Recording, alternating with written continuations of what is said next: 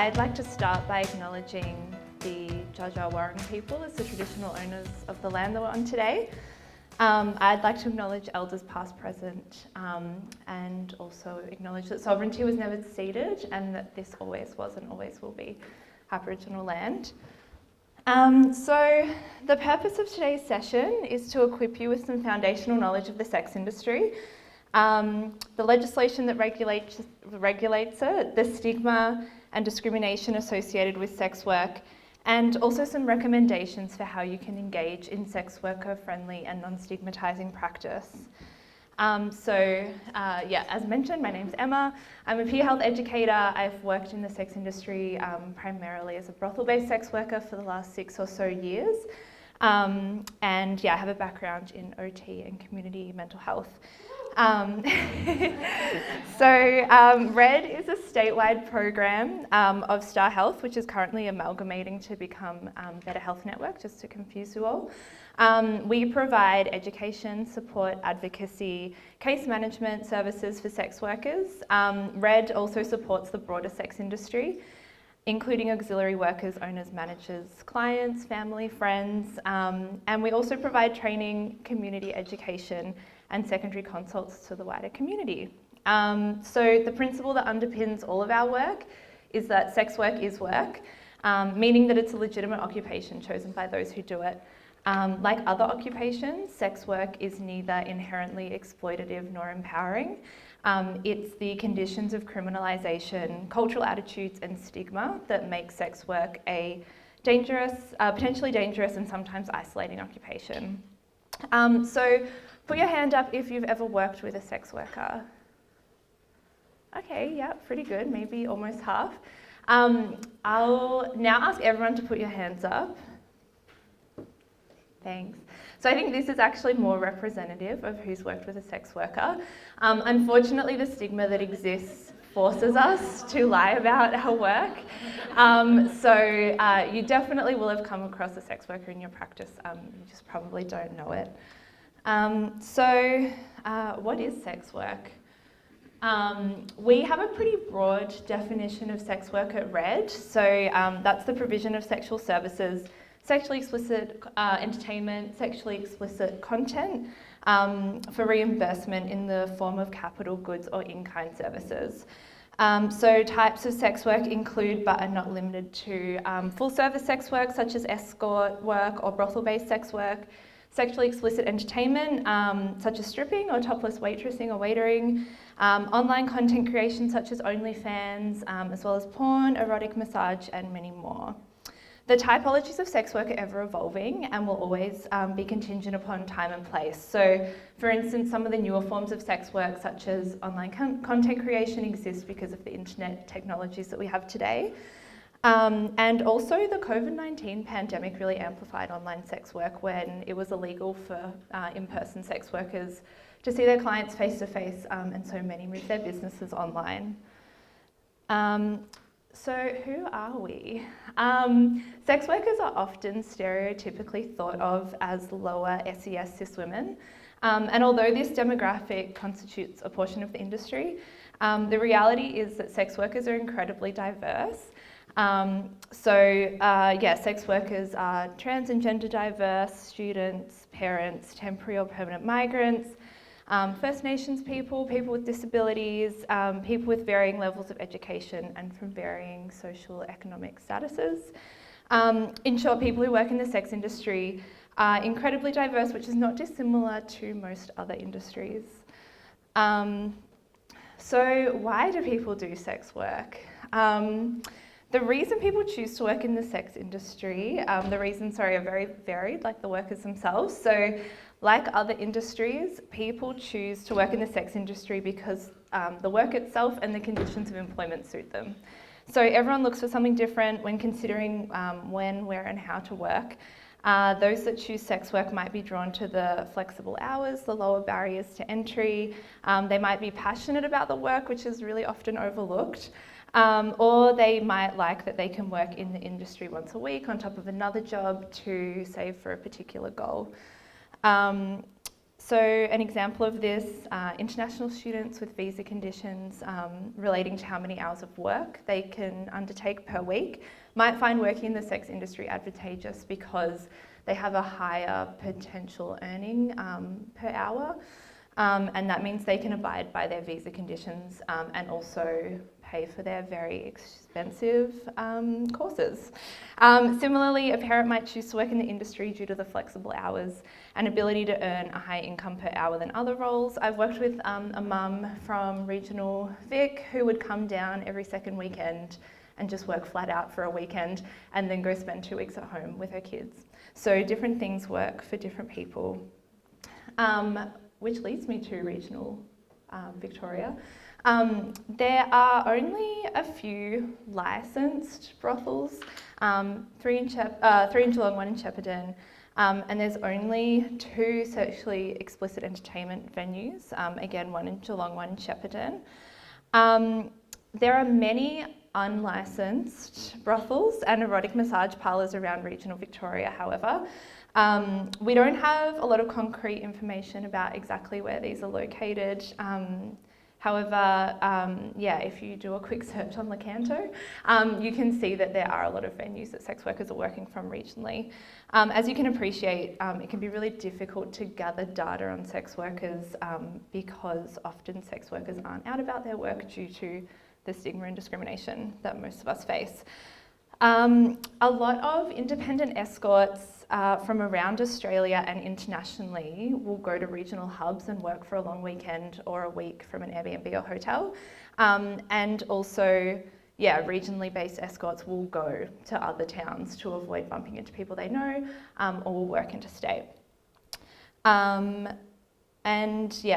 also work online, so are working from home without anyone noticing. So I just want to touch on this quickly. I don't have time to kind of go through it in detail, but I think it's important to mention that throughout history, sex work has often been spoken about synonymously with human trafficking. The consequences of this conflation are wide-ranging and often silence sex workers' true experiences. So firstly, for sex workers, conflating sex work with human trafficking often results in increased racial profiling, as well as consequences involving increased surveillance of perceived migrant spaces. And sometimes this causes many workers to not want to speak out about unfair work conditions because they're concerned that their peers are going to experience a RhED. Secondly, RhEDs in general reinforce feelings of fear and distrust towards government institutions, and programs like ours that aim to support sex workers means that we just have to spend more resources kind of on dispelling these myths rather than actually supporting sex workers. The intense focus on finding human trafficking in the sex industry also takes attention away from trafficked persons in other industries or outside of commercial settings such as within forced marriages. And furthermore, the presence of this narrative discourages conversations about labour rights concerns that sex workers may have, because often they're concerned that if they raise these concerns, it will just feed into this anti-trafficking discourse. So in summary, sex work is consensual, and human trafficking and forced labour are both human rights violations and crimes. So one such group that confronts a lot of assumptions of exploitation are young people. Often, most of the time, these assumptions aren't really grounded in fact. So the continuum between empowerment and exploitation is full of nuance and complexities, which understandably can be really uncomfortable for many people to sit with. However, it's important to take a harm minimisation approach to supporting young people who say they're doing sex work. So often young people will engage in sex work online via apps such as Scout or Snapchat, and in other kind of more informal ways. If there's someone under the age of 18 doing sex work, we have mandatory reporting requirements to DFFH.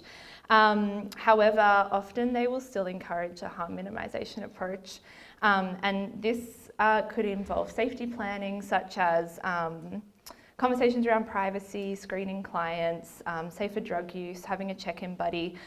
We're always keen to have those conversations with sex workers, so you can get in touch with us if you were unsure of what to speak about. So moving on to the law. So I'm going to discuss sex work legislation in Victoria, and when I speak to this, I'm speaking to full service sex work, just because this is historically how it's been legislated and defined in legislation. So the Sex Work Decriminalisation Act was passed at the beginning of last year. And so from the passing of the Act until December this year, the way sex work is regulated is changing to reflect the way other Victorian industries are regulated. So by December, the previous legislation, which was the Sex Work Act, will be completely repealed, as it was quite unnecessarily paternalistic, and it didn't really reflect the diversity of the sex industry. Victoria is only the 4th jurisdiction in the world to decriminalise sex work, which is exciting for us, but it shows that we have a really long way to go for our peers around the world. And often when I mention decrim, people will say, oh, I thought sex work was already legal. So I just wanted to point out that legalisation and criminalisation are two different things. So except for street-based sex work was technically already legal in Victoria, but it existed under a really complicated framework of licensing and regulations. So an example of this is before the first round of decrim changes took effect, it was legal to work in a brothel, but it was illegal to do so if you hadn't attended for a 3-monthly STI screen. It's also currently legal to be an independent escort, but it's illegal to see clients in a hotel room that's been booked under your name. So decrim will remove these criminal offences relating to sex work, which will help improve sex worker rights and safety. Sex work is going to be regulated like other personal services, such as hairdressers and tattoo artists. But unfortunately, this Act has only achieved partial decriminalisation, as there's still restrictions on where and when street-based sex workers can engage in their work. So this slide kind of outlines some of the changes. I'm not going to go through it all, but yeah, the old Act had a lot more kind of like criminalised restrictions compared to the new one, where a lot have been removed. One thing that I do really want to speak to is in May last year, there were changes to the Equal Opportunity Act. And so now profession, trade and occupation is a protected attribute.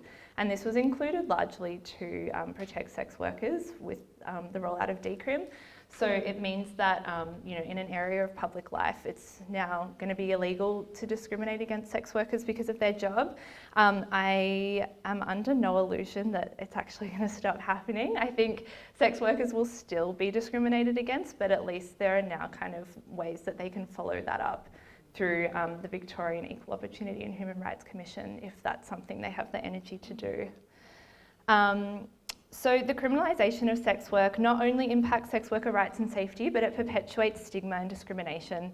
The old Sex Work Act used to be called the Prostitution Control Act, implying that sex workers needed to be monitored and controlled as they didn't know what was best for themselves. These laws really feed stigma in the community, leading many people to think that they know what's best for sex workers.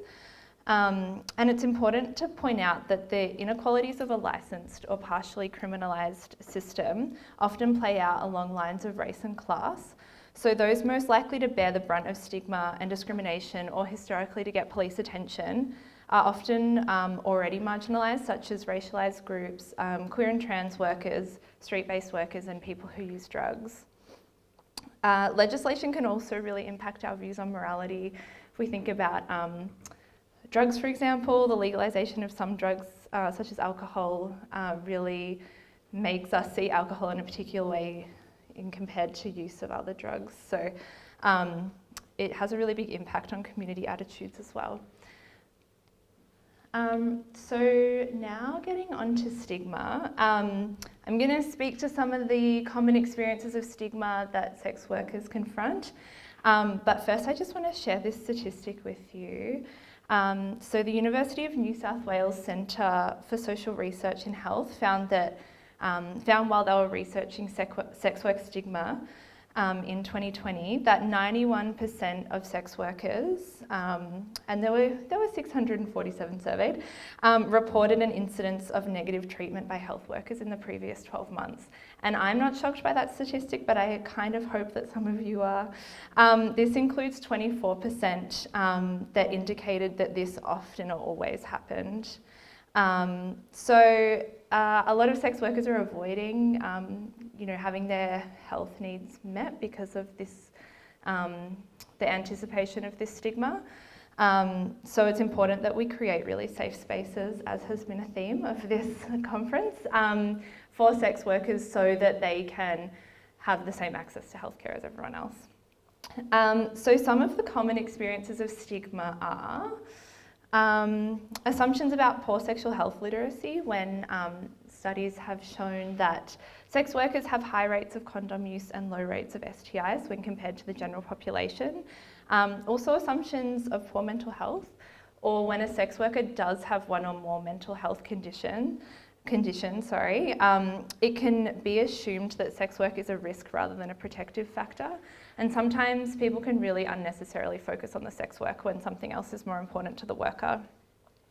There are lots of assumptions regarding motivations for engaging in sex work. Statements such as, oh, you're just doing this to get yourself through school, when realistically most people go to work to get themselves through school or pay for a house or buy food. One other thing that I've heard often is people say the phrase, so long as you're safe, as if safety is a prerequisite for a job being legitimate. When people who've never worked in the industry focus on the safety of my work, it can be a bit exhausting, because I can do absolutely everything right to keep myself safe and still be unsafe at work because of the stigma and discrimination that exists in the community. So before discussing safety with a sex worker, consider whether it's a concern they've brought up, or whether something's actually happened. And often peer spaces are a really good place for those discussions to take place. So consider maybe referring them on to get some more information from their peers for safer ways of working. I think, it's just really good to keep in mind that it's our societal and cultural, culture of violence against women and stigma against sex workers that needs to change for me to be safe at work. As mentioned, many sex workers who are migrants confront a lot of assumptions about exploitation or lack of consent. Sex workers experience stigma and discrimination from banks, with many having their bank accounts closed when they disclose their income is from sex work. Similarly, most sex workers are forced to lie on their rental or housing applications or risk insecure housing. I certainly have never put sex worker on a rental application. Criminalisation combined with stigma means that access to justice is compromised, particularly for people who use drugs, or those working outside of visa conditions, who risk being charged with a crime or contact with immigration if they come forward to report crimes committed against them. Furthermore, when reporting crimes to police, sex workers often report they experience blaming, victim blaming, dismissal, shaming and disbelief. This has resulted in poor ongoing relationships between sex workers and police, and an even greater underreporting of sexual violence than in the general population. Sometimes sex workers don't experience stigma at all because the existence of it forces us just to lie to everyone. This anticipated stigma, however, does still cause a lot of psychological harm and distress, and causes many to avoid seeking the services that they need. So what can you do as a health professional to reduce someone's experience of stigma? So first and foremost, just see the person first and not the work. Often when someone asks you're a sex worker and you say you're a sex worker, you're often met with this awkward silence or a reaction that just kind of indicates that the other person is uncomfortable. So I just encourage everyone to think about what your reaction would be if someone told you they were an accountant, and apply that same kind of reaction to someone who tells you they're a sex worker.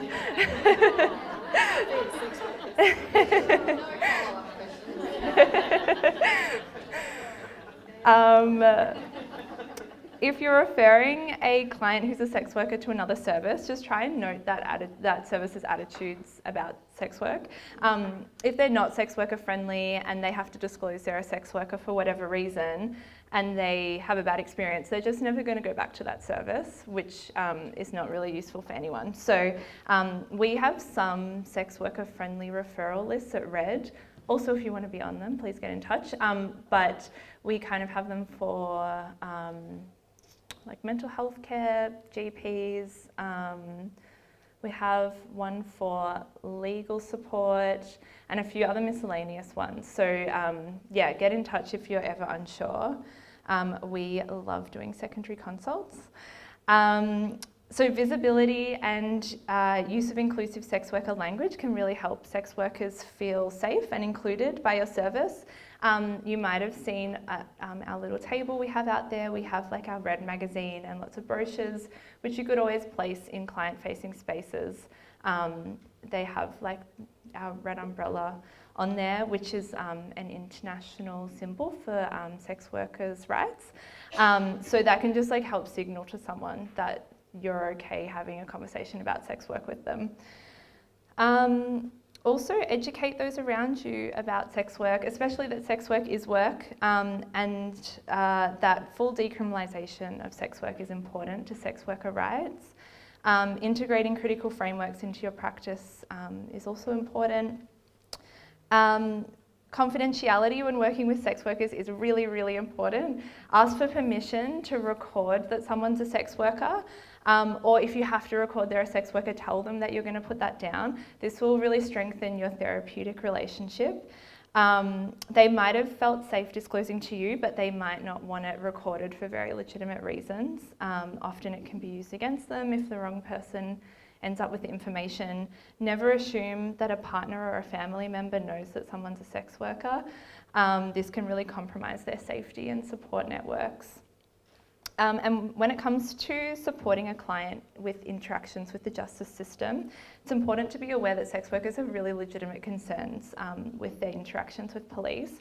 So not only is the system as problematic for them as others who experience gendered violence, but they have additional concerns such as disclosing a stigmatised occupation, or having their legal name associated with sex work. So it's important just to help someone make an informed choice and kind of explore the consequences of both reporting and not reporting. In the past, we've encouraged people to recommend sex workers to contact particular units in the police force, but with decriminalisation, that means that a lot of police resources have been moved around. So sex workers are being increasingly advised to go to their local police station. We would recommend that if it's not something that's time sensitive, maybe get in contact with us and we can attend the police station with them just to try and mitigate any experiences of stigma. And lastly, language, which isn't actually on the slide. One of the ways that stigma is really felt by sex workers is through experiences of stigmatising language. So it's really good to listen out for terms that people use to describe their work. Generally, sex worker is the preferred term by most people who engage in full service sex work. They might refer to themselves by another slang term, but that's probably them reclaiming stigmatising language and not for other people to use. Yeah, as I mentioned, check in with the person you're working with as to what term they like, as many sex workers don't even identify as sex workers. So, for example, sugar babies or strippers might self-identify with those terms, but maybe not with the label sex worker. Using language that reflects a sense of agency is really important. So doing sex work or providing sexually explicit entertainment or creating sexually explicit content, not prostituted, which obviously detracts any autonomy from the person. Also, the term ended up in the sex industry just doesn't really reflect like choice and autonomy. Similarly, sex trade implies lack of agency, but I don't really ever hear that used outside of the US. Sex industry is the preferred term. And yeah, lastly, I think it's really important to avoid classifying groups of people as vulnerable. It's a term that's been used widely throughout history by those in power to justify paternalistic interventions and measures with marginalised groups. The Sex Work Act is a really good example of this, which allowed the government to justify paternalistic legislation. I was just having a conversation this morning about how we used to have to register just so I guess we could be tracked. So thankfully all of those things have kind of gone with decrim, but yeah, I think the term vulnerable just really undermines the knowledge and strength of a lot of groups who are in fact marginalised by society and the structural environment, rather than due to being vulnerable due to personal factors. And that's it. Oh, we have lots of programs that I will speak to quickly in 1 minute. We have 2 streams. We have a support and advocacy stream, which is what I'm a part of. Kind of just do a lot of information sharing with sex workers in the wider community. I do the community magazine. We do lots of outreach and things like that. And Pathways is a case management service, which generally works with current or former sex workers for up to a year. And there's some brokerage attached to that as well. And it's just really broad in terms of someone's goals. Like whatever someone wants to work on, that's like a good goal for us to work on with them. So get in touch if you're working with any sex workers, current or former, and they would like some extra support. And I don't have time for questions, but maybe you can come find me later. And that's our contact details.